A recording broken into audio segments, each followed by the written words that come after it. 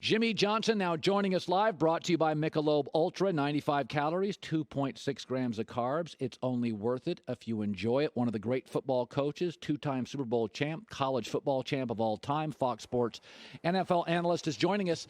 You know, I was thinking about this. So a couple years ago when Belichick beat Sean McVay came out a week later and said, I overcoached. I put too much on our plate. And it's interesting, Jimmy, this is the only time you get 2 weeks. Outside of the opening week of the season, you get 2 weeks here. Is there a danger, go to your experience, where you start to outthink yourself a little bit? Well, one thing we wanted to do, Colin, is the first week we got all the physical work in, and we got in about 80% of our game plan. But we saved some of the wrinkles for the second week. We didn't want our players to get bored with the game plan. We wanted them to be alert that second week. So we saved 20% of our game plan that second week getting ready for the Super Bowl. You know, Andy Reid has the best record in the NFL off a bye. And I've always felt the better the coach, the better he is with more time to prepare. Some coaches don't know what they're doing, and you give them 3 weeks, they don't know. Andy Reid off a bye. If you're Bill Belichick, are you sitting there this morning thinking, okay, he's going to throw in stuff we've never seen? Do you think Belichick's thinking that? Well, I think, first of all, I believe in Andy Reid with his accolades, the way he is after a bye, but I'm also going to throw accolades your way and Joy's way for your recognition. Congratulations. Oh, thank you very much. But Andy Reid's one of the great coaches of the NFL in history, and like you say, if you give him enough time, he's going to have them ready. And with the talent that they have, it's going to be a heck of a ball game. I'm concerned about the offensive tackles, for Kansas City, because Tampa, they've got that outside rush. But it should be a great ball game. So last year, it was you. I thought about this during the break. Before the draft last year, you said Detroit should go get a quarterback, Justin Herbert. You got a lot of heat for that. But it's funny. I got ripped, Colin. I was on your show. I said, hey, quarterback value. You'd rather have the quarterback like a Justin Herbert, rather than a defensive back. Well, as it turned out, people were ripping me right and left saying, hey, we've got Stafford. We don't need another quarterback. We got other needs. They drafted the defensive back, Okua, and he didn't play that well. How would they look right now with the quarterback already with a rookie salary cap, and they could have traded Stafford, to, say, Carolina, and actually got more than what they got from the Rams? It's interesting, Jimmy. You created a trade chart. People did not trade before you were, they didn't. The Giants had made one trade ever before you came to Dallas and changed the paradigm of the league.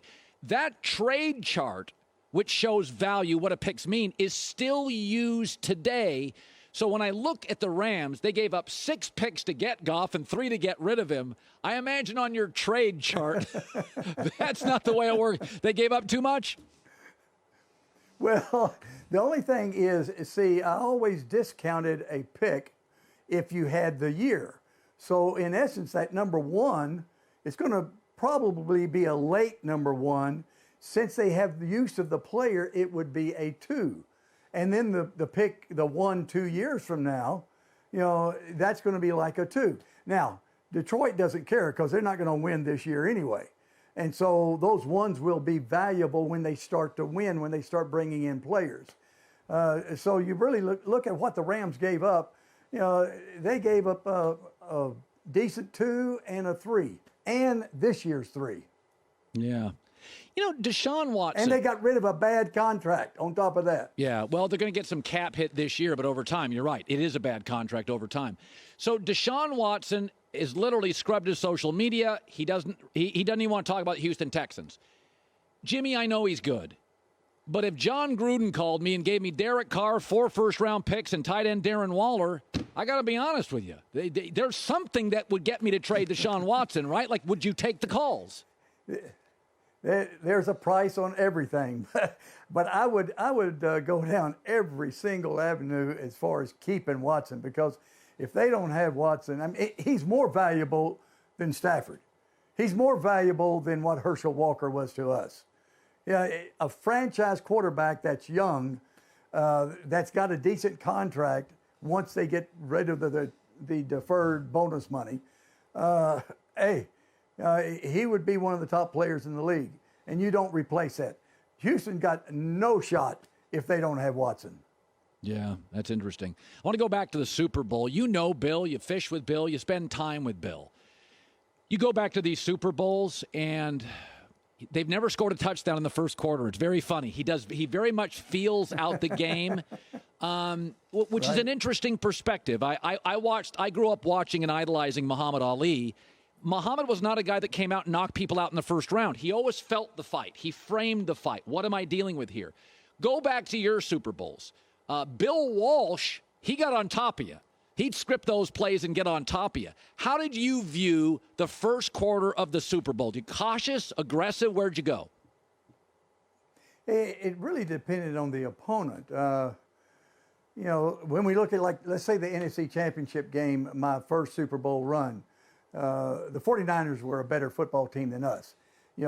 I fully expected they were going to be stacking it up for Emmitt Smith running the football. We came out throwing the ball all over the field, hit a deep one to Alvin Harper, throwing it to Michael Irvin, and then we started running late.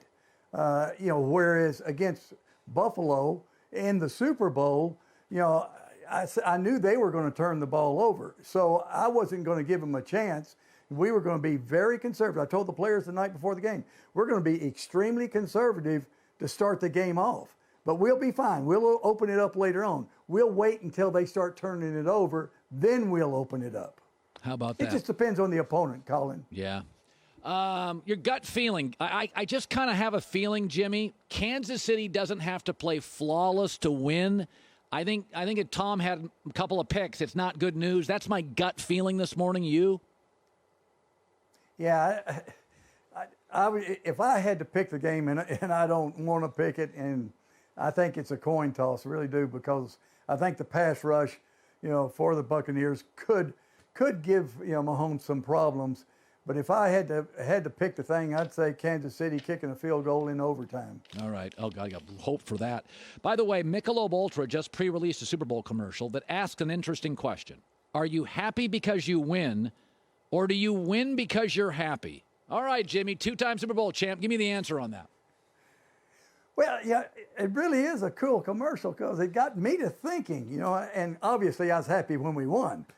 But then I got to thinking, well, as a coach, I was a lot better, when I was upbeat, when I was positive, when I was happy, when I had my crew around me. And so, we would work all day long, and then at night we might go have a beer together. We bonded. So when I was happy, maybe that's why we won. Now, those good players helped too.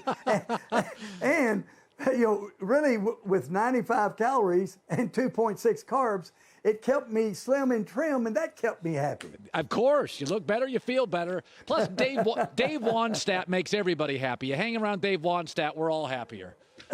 Right. Jimmy Johnson, brought to you by Michelob Ultra. Jimmy, as always, I appreciate it. Thank you so much. All right, Colin. Enjoyed talking with you, and congratulations again, though you enjoy. All right. Thank you very much. Hi, everybody. Thanks for watching. Subscribe here to get the latest from the show. Also, be sure to check out more of the best clips from The Herd or go watch a few segments from other shows on FS1.